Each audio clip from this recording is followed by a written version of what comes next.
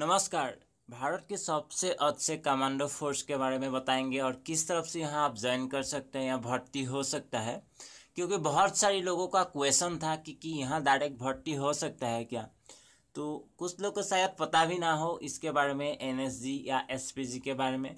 हम उसके बारे में बताएंगे कि पहले बात तो यहाँ आप डायरेक्ट भर्ती नहीं हो सकता है, यहाँ ओपन रैली या दूसरे से एग्ज़ाम की तरह कोई यहाँ डायरेक्ट भर्ती नहीं हो सकता है। इसके लिए आपको दूसरे नौकरी के करने के बाद ही यहाँ आ सकते हैं।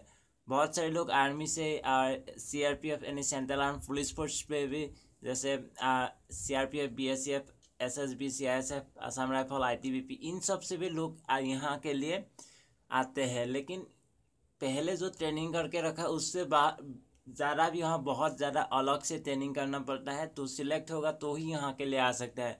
तो पहले तो आपको ये डाउट क्लियर होना चाहिए कि आप डायरेक्ट सिविलियन आदमी यहाँ कोई एग्ज़ाम या भर्ती रैली के तहत यहाँ भर्ती नहीं हो सकता है, क्योंकि देश की सबसे प्रमुख का वीआईपी या वीवीआईपी में सारा सुरक्षा इन कमांडो फोर्स पर रहता है। आपने देखा होगा देश की प्रधानमंत्री या आपके स्टेट लेवल के मुख्यमंत्री के ऊपर सारा सुरक्षा का जिम्मा इन कमांडोज के ऊपर रहता है, एसपीजी और एनएसजी के ऊपर।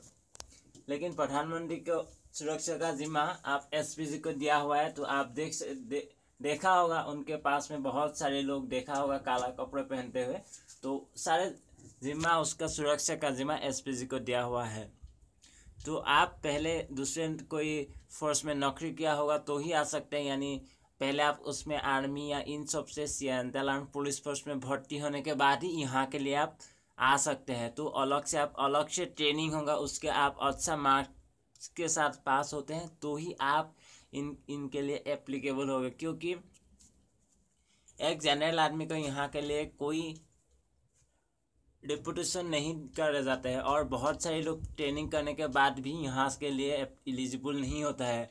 और यहाँ आप कुछ यानी 5 साल नौकरी करने के बाद फिर से आपका जैसे जहाँ से आए थे वहाँ को भेज दिया जाता है, क्योंकि एक आदमी का उम्र होता है, उम्र के हिसाब से वहाँ तक वो ड्यूटी कर सकता है। उसके बाद वो ड्यूटी नहीं कर पाते हैं, यानी उतना अच्छा ड्यूटी नहीं कर पाते। आदमी का 30 या 35 या 40 के बीच में एक उम्र होता है तो अच्छा ड्यूटी कर सकता है।